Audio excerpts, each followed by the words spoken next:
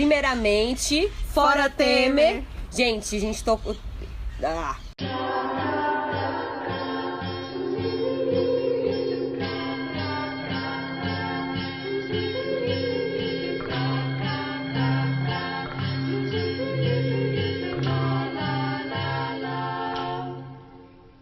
Oi, gente, a gente é do Coletivo Inconsciente. Eu sou a Érica, essa é a Daniele, minha colega do mestrado da UNB, né, estudante de gênero como eu. Hoje eu trouxe a Dani aqui, convidei a Dani para vir, para ela falar de uma temática muito importante, que é a temática de pesquisa dela, que é sobre mulheres que não querem ter filhos. Esse é um assunto que deveria ser muito mais discutido, né? Isso que acaba que muita gente não fala sobre isso e cria-se o tabu, né? E a gente gostaria de trazer a Dani para falar disso hoje. Dani, a gente sabe, né, que a maternidade, ela existe o lado biológico da maternidade, mas que a maternidade, do jeito que ela é praticada hoje, ela é também um construto social, né? Fala um pouquinho disso pra gente.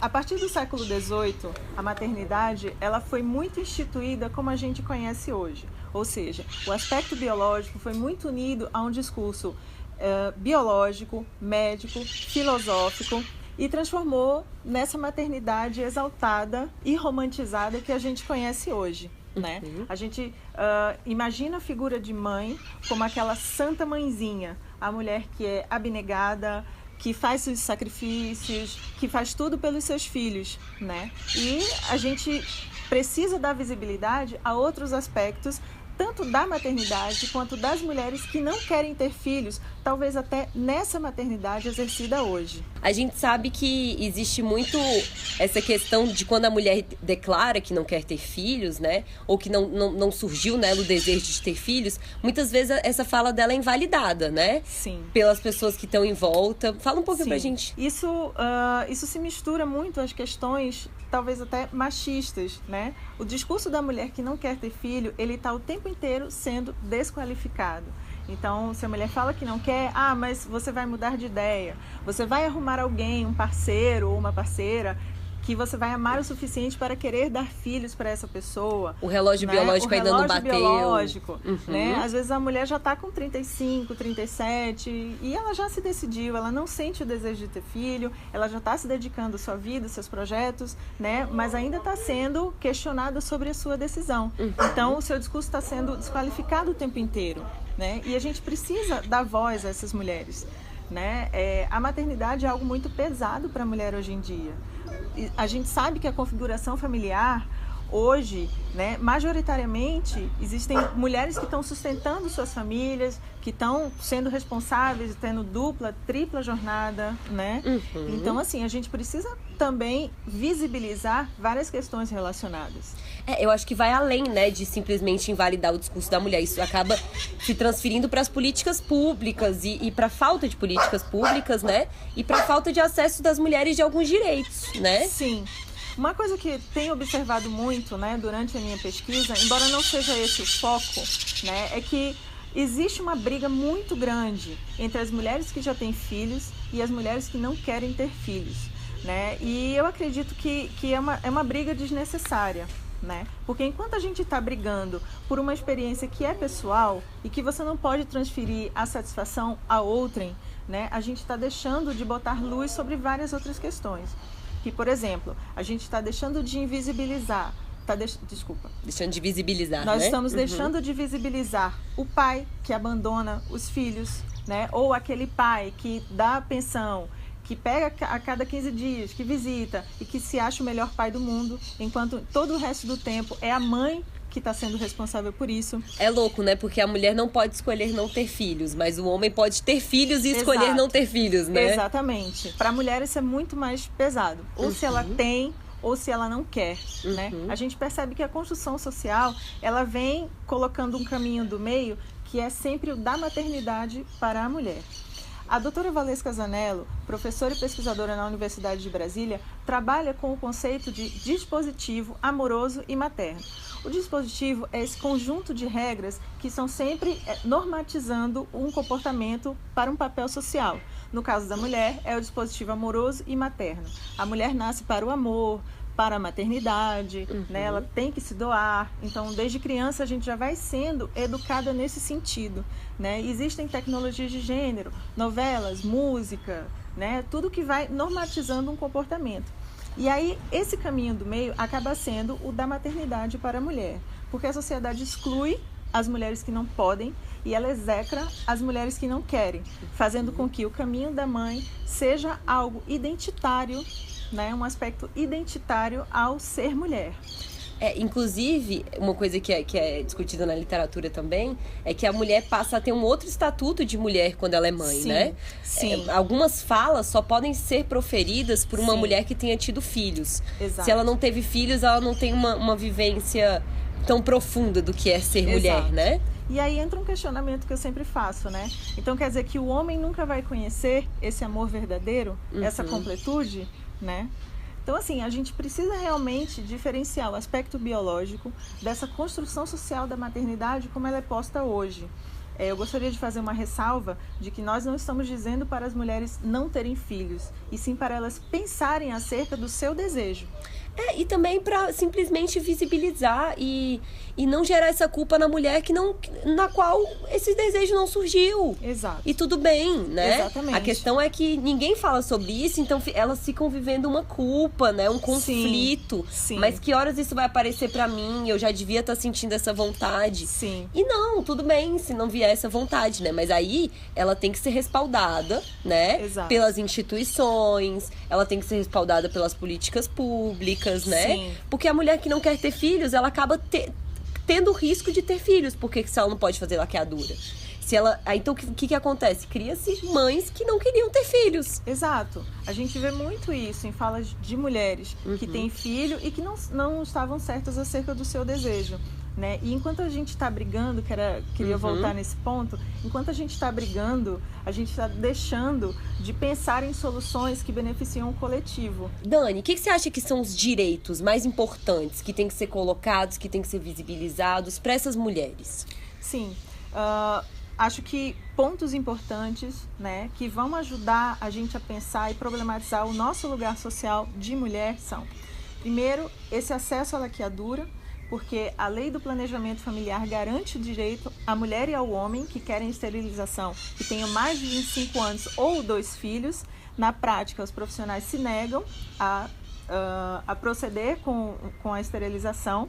Que é um puro moralismo, né? Sim. Acerca da fala da mulher, Sim. que ela pode se arrepender. Exato. Aí a gente volta no discurso médico-biológico, né? Que acredita que em algum momento a maternidade vai acontecer para a mulher, né? A gente precisa pensar em políticas públicas, né? De responsabilização mesmo do homem que abandona os seus filhos, que mesmo aqueles pais que pagam a pensão e que visitam a cada 15 dias, mas que não participam na educação das crianças, não estão ali no cotidiano, né, da formação daquele ser humano, que é o seu filho. A gente precisa pensar na construção de creches, cobrar dos nossos governantes a construção de creches, né, porque existe muito menos creche do que o número de crianças e de pessoas que precisam desse serviço, né, e a gente precisa também cobrar a questão da legalização do aborto, né? Porque, querendo ou não, seja você contra ou não, as mulheres estão abortando. E quem paga o maior preço são as mulheres pobres, porque elas vão abortar de qualquer jeito. E a mulher negra é quem está na pior condição nesse ranking, digamos. Dentro que as mulheres com melhores condições têm abortos com melhores condições, né? Sim. E as mulheres que não, né? É proporcional essa medida. E as mortes também são proporcionais. Então, a gente tem que ver quem é que tá morrendo, quem é que tá sofrendo por causa dessa falta de acesso, né, ao aborto. Outra coisa que é muito importante é a mulher começar a ocupar os lugares públicos, lugares na política. Porque hoje a gente tem homens ricos, brancos e bem mais velhos legislando sobre o corpo da mulher, sobre os direitos da mulher. Então, as mulheres precisam estar lá, as mulheres precisam falar do que é ser mulher. E não deixar que outros decidam o nosso destino, a nossa vida, quais são os nossos direitos, aqui nós temos acesso, né? Então, eu acredito que nós devíamos parar para pensar e deixar de nos degladiar, né? E começar a nos unir para cobrar esses direitos, para ocupar os lugares, né? Para pensar como visibilizar os homens nesse processo, porque é uma coisa importante. Enquanto nós mulheres estamos correndo umas atrás das outras, os homens estão novamente ficando invisíveis, né? E isso é um ponto importante. E é um processo que nos desune, né? Como mulheres, sim, e como movimento também, né? Sim. Enquanto mulheres que têm filhos não validarem, não compreenderem essa outra posição de não querer a maternidade, fica muito difícil esse diálogo, né? Sim. E a maternidade continua sendo adoecedora para as que têm, porque isso não é problematizado, e para as que não têm, ficam sendo julgadas, né? Sim. Então acaba que todo mundo perde nessa coisa. Pois é. Para você ter uma ideia, essa coisa do ser mãe, esse lugar idealizado da maternidade, ele é tão cruel que as mulheres sentem culpa por não alcançarem esse papel que é inalcançável, que é a santa mãezinha, né? Essa mulher que se sacrifica pelos seus filhos. E a gente que está dentro dessa área da saúde mental feminina, a gente sabe que, na verdade, a maternidade, de fato, é geradora de adoecimento psíquico, né? Essa sobrecarga materna, a mala da culpa que já vem com a mãe, né? Sai da maternidade, já tem a mala da culpa junto, que Sim. é maior do que a mala do bebê, sim, né? Mas muita culpa gera depressão, gera ansiedade. Então isso também é uma pauta que tem que ser trazida e que eu acho que ela pode ser trazida junto com essa coisa das mulheres que não querem ter filhos. Não me leve para esse lugar adoecedor que eu não quero estar, sim, né? Se eu quiser estar nesse lugar, eu posso buscar formas dele ser menos adoecedor, mas se eu não quero estar, não me obrigue, né? Isso é um ponto importante, né? Ter um espaço também para falar desse desconforto, né? O homem, ele tem o direito de ir, sair com os amigos, de passar um dia fora, mas se a mulher faz isso, né? É um lugar que ela é muito julgada, né? Essa coisa da culpa, ela é muito presente, justamente porque esse lugar materno da mãe perfeita, ele não existe. Mas as mulheres estão sempre perseguindo isso. A sociedade as empurra, né? Então a gente precisa começar a questionar esses papéis e começar a aceitar as mulheres que querem ter vários filhos, as mulheres que não querem ter filhos, as mulheres que são felizes do jeito que são, porque somos diversos, né? Então, cada um tem o seu lugar. E eu acho que nós unidas por direitos, funcionamos muito melhor do que brigando umas com as outras.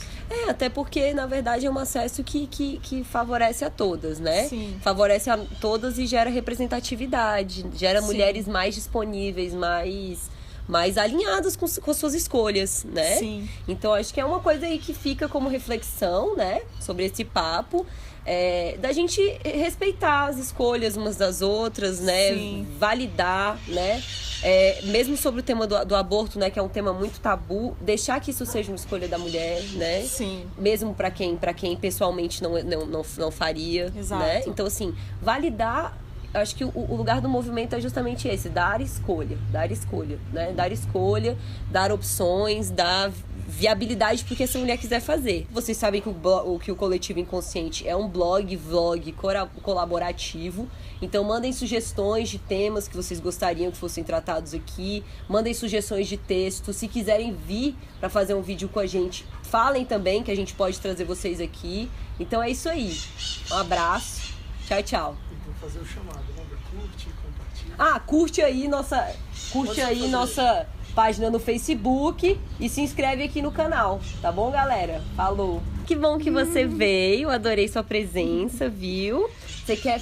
fala do blog, fala do blog. Bom, nós temos um blog coordenado pela doutora Valesca, né, que eu já mencionei aqui, é o saudementalegenero.wordpress.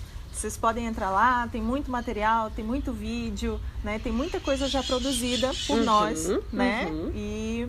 Bom, para quem tem interesse nessa área de saúde mental das mulheres, adoecimento psíquico das mulheres, lá tem muita coisa também, né, a profissionais da saúde, mas não só. Então é uma fonte de acesso muito rica, realmente.